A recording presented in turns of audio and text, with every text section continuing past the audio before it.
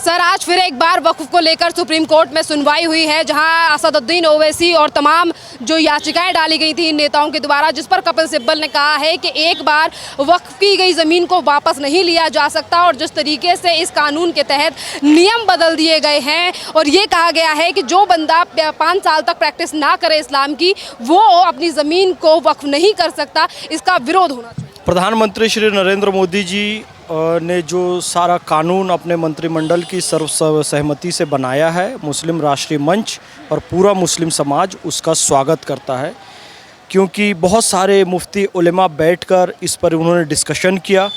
उसके बाद भी कुछ आपत्तियां थी तो कोर्ट पर मामला गया, यानी पहले पूरी जेपीसी चली, संसद में बहस चली, कोर्ट में मामला गया। उन सब के बाद ये कानून सामने आ रहा है। कपिल सिब्बल कोई इस्लाम के विद्वान नहीं हैं। कपिल सिब्बल तो मुझे लगता है कानून के विद्वान भी नहीं हैं, क्योंकि वो जितने बड़े केस अपने हाथ में लेते हैं वो सारे हार जाते हैं और ऐसे ही केस लेते हैं जिसमें उनका पक्ष कहीं ना कहीं एंटी नेशन, एंटी सनातन, एंटी भारत, एंटी कल्चर होता है। तो इसलिए कपिल सिब्बल को इस मामले में दखलंदाजी नहीं करनी चाहिए। अगर आपत्ति इस बात पे है कि 2 नॉन मुस्लिम क्यों, तो जिन लोगों ने कपिल सिब्बल, अभिषेक मनु सिंघवी को लगाया है वक्फ मुसलमानों का है, तो why 2 non Muslims advocate for the Waqf? Who is the Kapil Sibal, who is the Abhishek Manu Singhvi? They are Muslim not. उनको ये लगता है कि ये दोनों योग्य हैं, इसलिए लिया। हमें लगेगा हमारी वक्फ प्रॉपर्टी के मैनेजमेंट के लिए कोई नॉन मुस्लिम योग्य है तो हम उसको लेंगे।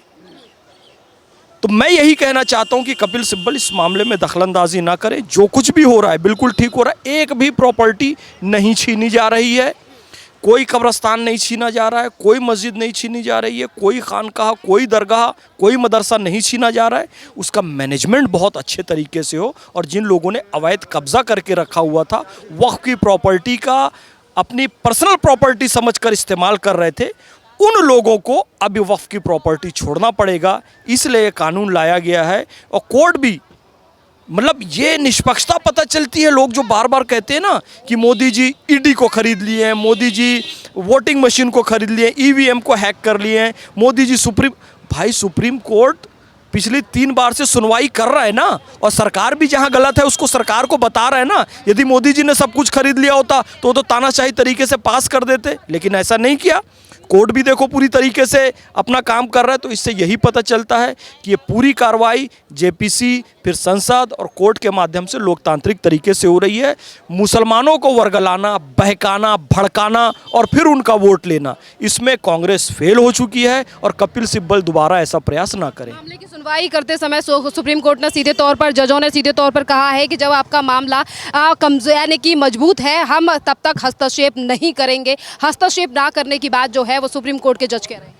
बिल्कुल, देखो पहले तो सुप्रीम कोर्ट ने स्पष्ट ये कर दिया था कि हम इस कानून पर कोई स्टे नहीं लगा रहे हैं। 1-2 मामले हैं उसमें थोड़ा सा सुधार कर लो, और सुप्रीम कोर्ट अभी भी यही कह रहा है, आज भी यही कह रहा है कि भाई हम किसी भी तरह का मतलब मजबूत पूरा कर लो, कुछ कमियां जो है ना उसको दूर कर लो। तो उसे रोकने की बात तो सुप्रीम कोर्ट ने आज भी नहीं की है। लेकिन पेट में दर्द उन्हीं पार्टियों के हो रहा है जो मुसलमान को बंधुआ मजदूर समझते थे कि मुसलमान हमारे अलावा किसी और को वोट नहीं देगा। माननीय सुप्रीम कोर्ट ने भी इस कानून के समर्थन में दिया है। फिर कह रहा हूँ, ये कानून इस्लाम का सम्मान है और मुसलमानों के लिए एक बहुत बड़ा गिफ्ट है। जैसे कि इंस्टेंट ट्रिपल तलाक मुसलमानों में एक कुरीति आ गई थी, उसे ख़त्म कर दिया गया।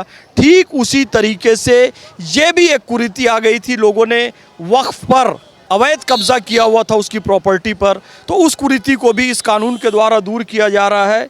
कपिल सिब्बल का ये स्टेटमेंट अभी मेरे पास एक फ़ोन में आया है। वो इन्होंने क्या कहा है कि नए कानून के अनुसार कोई भी वक्फ संपत्ति पर आपत्ति जता सकता है। वक्फ क्या है? अल्लाह को किया गया दान, जिसे किसी और को ट्रांसफ़र नहीं किया जा सकता है। एक बार वक्फ की गई संपत्ति वक्फ ही रहती है। तो कपिल सिब्बल जो बात कह रहे हैं ना, उसी के आदर्शों पर चले तो कोई दिक्कत नहीं होगी। वक्फ जो एक बार कर दी गई वो ऑलवेज वक्फ होगी, ठीक है। वक्फ बाय यूज़र ना कुरान शरीफ में है ना हदीस में है। ये हमारे देश की महानता है, ये प्रधानमंत्री श्री नरेंद्र मोदी जी की महानता है कि आप किसी जगह पर नमाज पढ़ रहे हैं 100 साल से 200 साल से, तो आप उस पर पढ़ सकते हैं। ये बिल रेट्रोस्पेक्टिव नहीं है। लेकिन जिसने कुरान के हिसाब से, हदीस के हिसाब से प्रॉपर्टी वक्फ सही मायनों में की है ना, अपने पत्नी को हिस्सा देकर, अपनी बेटी को हिस्सा देकर, अपनी फुप्पू को हिस्सा देकर, वो असली वक्फ है। उस पर कोई चेंजेस नहीं हो सकते। तो हम भी यही कह रहे हैं, वक्फ बाय यूज़र का तो प्रावधान ही नहीं था, तो ये एक भी मस्जिद, दरगाह, खानका नहीं छीनी जा रही है। फिर बार बार मुसलमानों को कंफ्यूज करें, कंफ्यूजिंग स्टेटमेंट है इनका ये। सर, यहाँ पे सवाल ये भी है कि जब सुप्रीम कोर्ट में दलीलें दी जाती हैं, तमाम बातें की जाती हैं, तो सुप्रीम कोर्ट जब इसी वक्फ के मामले को बोध गया से कंपेयर करता है तो कपिल सिब्बल कहते हैं कि ये एक घोर मजहबी मामला है, ये कोई धर्मनिरपेक्षता का मामला नहीं है। वहीं दूसरी तरफ यही इसी मामले के दूसरे जो एडवोकेट हैं, राजीव धवन, वो कहते हैं कि ये देश जो है वो धर्मनिरपेक्ष है। तो मामला किस तरफ जाना चाहिए? ये धर्म का मामला भी है, धर्मनिरपेक्ष का भी, इस तरीके की बातें। देखो, मोहम्मद फैज़ खान क्रिस्टल क्लियर बात मैं पहले भी कह चुका हूँ, वक्फ, और not me but Amit Shah ji इतना क्रिस्टल क्लियर बोल चुके हैं, वक्फ, वाकिफ, कलमा, नमाज, रोज़ा, हज, ज़कात, this is purely religious matter, और कोई भी नॉन मुस्लिम इसमें एंटर नहीं कर सकता। बात तो यही है, यही तो सवाल उठाए जा रहे हैं। अब वक्फ बोर्ड जो है ना, वो रिलीजियस बॉडी नहीं है, वक्फ इज़ रिलीजियस बॉडी। तो वक्फ में हम एक भी मुस्लिम को, गैर मुस्लिम को नहीं आने देंगे। यहाँ तक कि कोई ये कहे कि देखो भाई, मैं तो कलमा पढ़ के मुसलमान बन गया। नो सर, वक्फ धार्मिक मैटर है। आप बोलोगे मैं कलमा पढ़ के मुसलमान बन गया, अभी नहीं मानेंगे।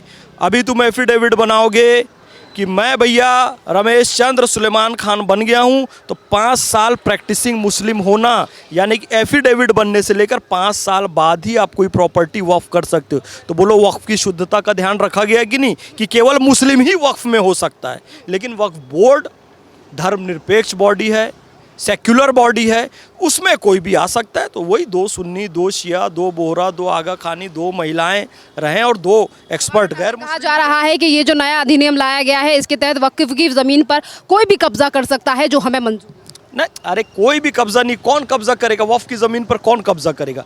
मैनेजमेंट अच्छा हो। अब कलेक्टर आ जाएगा, कलेक्टर क्या करेगा? वक्फ की ज़मीन पर कब्जा करेगा कि उसका मैनेजमेंट अच्छे से करेगा? कंट्रोलर और ऑडिटर जनरल क्या ऑडिट करेगा कि वक्फ की ज़मीनों पर कब्जा करेगा? इनकी नीयत पहले से खराब थी। वक्फ की ज़मीनों पर कोई भी कब्जा कर सकता है। पहले केवल कांग्रेस कर सकती थी, अब मुसलमान करेगा। अब मुसलमानों को उनका हक मिलेगा, तो इसलिए इनको आपत्ति हो रही है और कह रहे हैं वक्फ की ज़मीनों पर कोई भी कब्जा कर सकता है, जबकि ऐसा बिल्कुल भी नहीं है। ये प्रॉपर्टी जो है मुसलमानों के हक में ही इस्तेमाल होगी और उसका मैनेजमेंट अच्छे से हो, इसलिए कानून लाया गया है। अभी आपने कहा कि यहाँ पर शुद्धता का ध्यान रखा गया है। जो व्यक्ति 5 साल तक ही इस्लाम की प्रैक्टिस करे, तो वही वक्फ कर सकता है ज़मीन। यहाँ जो इस पूरे मामले पर सुनवाई हुई, तो एक वकील ने ये भी कहा कि मेरे जो मुवक्किल हैं वो सिख समुदाय से आते हैं, वो अपनी प्रॉपर्टी को वक्फ करना चाहते हैं, पर इस अधिनियम की वजह से नहीं वो कर सकते हैं वक्फ। नहीं, गाइडलाइंस दे दी गई है। बिल्कुल बिल्कुल गाइडलाइन दे दी गई है। क्या जी मस्जिद का इमाम कोई गैर मुस्लिम हो सकता है? नहीं हो सकता। मौज़न गैर मुस्लिम हो सकता है? नहीं हो सकता। मुतवल्ली गैर मुस्लिम हो सकता है? नहीं हो सकता। विवाह पाणी ग्रहण संस्कार करवाने वाला कोई गैर हिंदू हो सकता है? नहीं हो सकता। चर्च में मैरिज करवाने वाला कोई गैर ईसाई हो सकता है? नहीं हो सकता। क्या कोई गुरु ग्रंथ साहब का जो पाठ करता है बैठकर अमृतसर हरमिंदर साहिब में, वो क्या गैर सिख हो सकता है? नहीं हो सकता। तो ये जो विशुद्ध धार्मिक मैटर हैं जी, उसमें कोई गैर मुस्लिम कैसे आ सकता है? वक्फ बोर्ड तो धर्मनिरपेक्ष बॉडी है, उसमें रख रहे हैं ना हम, लेकिन वक्फ का मैटर क्या है मैं बता दिया हूँ। वक्फ अलग है, वक्फ बोर्ड अलग है। भैया वक्फ करना है तो या तो पैदा मुस्लिम परिवार में हुए हो, तो जन्मजात मुस्लिम हो कर सकते हो, या वक्फ करना है तो आज इस्लाम कबूल करो। उसके बाद ऐसा नहीं कि केरल के माध्यम से अफगानिस्तान चले गए और आतंकवादी बन गए, ऐसा भी हुआ है। ऐसा नहीं चलेगा कि आज मुस्लिम धर्म स्वीकार कर लिया और हेमा मालिनी से शादी कर ली और फिर उसके बाद वापस हो गए। तो इस्लाम के साथ खिलवाड़ हो चुका है ना, मुस्लिम बन के लोगों ने उसका दुरुपयोग किया है ना। तो इसलिए हमने लाया मोहम्मद फैज़ खान ने कि हमारे इस्लाम के साथ खिलवाड़ नहीं होगा। या तो जन्मजात मुसलमान रहो या तो मुसलमान बनो और 5 साल तक प्रैक्टिसिंग दिखाओ। हाउ? लोग मजाक उड़ाते, कैसे जी कैमरा लगा कर देखेंगे 5 साल नमाज पढ़ रहे कि नहीं। यार तुमने आज एफिडेविट बनवाया है कि मैं मुसलमान बन गया, देखो इसके 5 साल बाद खत्म हो गई बात, इतनी सी बात है। सर बात अगर हम सुप्रीम कोर्ट की कर रहे हैं तो सुप्रीम कोर्ट ने अभी पिछले ही दिनों एक और आदेश पारित किया, वो है देश में रह रहे अवैध रोहिंग्या बांग्लादेशियों। नहीं, सुप्रीम कोर्ट ने ये कहा है, स्टेटमेंट में आपको बता रहा हूँ, भारत कोई होटल, धर्मशाला और अतिथि गृह नहीं है सर। हालांकि हमारे देश में होटल का कंसेप्ट ही नहीं है, धर्मशाला का कंसेप्ट है। लेकिन हम आपको बताएं, धर्मशाला किस लिए होती है कि भाई कोई मुसाफिर है 1-2 रात रुक जाए, वहाँ भोजन पानी पाले, इसलिए उसे धर्मशाला कहते हैं, धर्म का स्थान। लेकिन आप आकर परमानेंट वहाँ पर रहने लगो तो कल कोई मुसाफिर आएगा तो कहाँ रुकेगा, नहीं रुक सकता ना। तो भारत को स्पष्ट कह दिया है कि भैया ये नहीं है कि परमानेंट आकर बस जाओ और कोई भी आकर बस जाए, और धर्मशाला में यदि आते भी हो, रहते भी हो, तो वहाँ अपना सहयोग भी देना पड़ता है। ये लोग फोकट में आकर चोरी भी कर रहे हैं, गोहत्या भी कर रहे हैं, तो तमाम इल्लीगल गतिविधियों में शामिल हैं, तस्करी कर रहे हैं। सुप्रीम कोर्ट का निर्णय बिल्कुल ठीक है, और ये बात आज से 2000 साल पहले विष्णुगुप्त चाणक्य ने भी कह दी थी कि हम विदेशियों को अपने स्थान नहीं दे सकते। वो आएंगे और कल को हमारी ही सभा में बैठकर हमारे अधिकार के बराबर हो जाएंगे और हमारे अधिकारों को चुनौती देने लगेंगे, और ये हो भी रहा है। मुर्शिदाबाद में सारे रोहिंग्या घुसे, देखो हिंदुओं को चुनौती देने लगे, उनको घर खाली करवा दिया, भगा दिया। तो भैया हमें नहीं चाहिए, कोई पाकिस्तानी नहीं चाहिए, कोई रोहिंग्या नहीं चाहिए, कोई बांग्लादेशी नहीं चाहिए, हमारे देश में कोई भी विदेशी शरणार्थी नहीं चाहिए। आप जाइए जिन देशों में रोहिंग्या को समस्या है, सऊदी में जाकर रहो, आप कुवैत में जाकर रहो, तुर्की में, तुर्की बड़ा मुसलमान बन रहा है, रोहिंग्या को ले ले, तुर्की क्यों नहीं लेता रोहिंग्या को, हम क्यों लें? ठीक कहा है सुप्रीम कोर्ट ने। IAS ऑफिसर हैं हर्ष मंदर, वो कह रहे हैं कि अगर इन अवैध रोहिंग्या बांग्लादेशियों को इनके देश भेजा जाएगा तो फिर से एक बार इनके नरसंहार के जो चांसेस हैं वो बढ़ जाएंगे, जिन परिस्थितियों से ये बचकर वापस आए हैं। तो अपने देश में ऐसी हरकत करते ही क्यों है ये कि तुम्हारा नरसंहार हो? भारत में मुसलमान रह रहे हैं ना, सुखी रह रहे हैं ना, 20-25 करोड़ मुसलमान रह रहे हैं ना। अब वो रोहिंग्या लोग, वहाँ का कल्चर है, बुद्धिस्ट कल्चर है, उसको गाली दे रहे हैं, मूर्ति तोड़ रहे हैं, अपमान कर रहे हैं, तो भगाए जाओगे ना बे। अपने देश में इज्जत से रहो ना, जहाँ का रोटी पानी दाना खा रहे हो उसकी जय करो ना, उसकी जय करो, तो कौन तुमको भगाएगा? भारत में 25 करोड़ मुसलमान रह रहे हैं, हिंदुस्तान का वफादार बनकर कौन भगा रहा है बताओ ना। और भारत में पर्याप्त मुसलमान है, हमको अब रोहिंग्या और बांग्लादेशी नहीं चाहिए। हर्ष मंदर यही कह रहे हैं कि हमारा दिल इतना ज़्यादा तंग हो गया है कि हम 22,000 रोहिंग्या अवैध रोहिंग्या बांग्लादेशियों को नहीं रख सकते हैं। अरे हर्ष मंदर अपने घर में रख ले यार, तंग हो गया बात कर ले। यहाँ पर मेरी बहन रह रही है, मेरी माँ रह रही है, मेरे बच्चे रह रहे हैं, मैं उनको खिलाऊं, उनके लिए नौकरी देखूं, उनको स्कूल कॉलेज में एडमिशन कराऊं, उनके लिए हॉस्पिटल की व्यवस्था करूं, ये भिखमंगे आगे मैं उनके लिए व्यवस्था बनाता रहूं?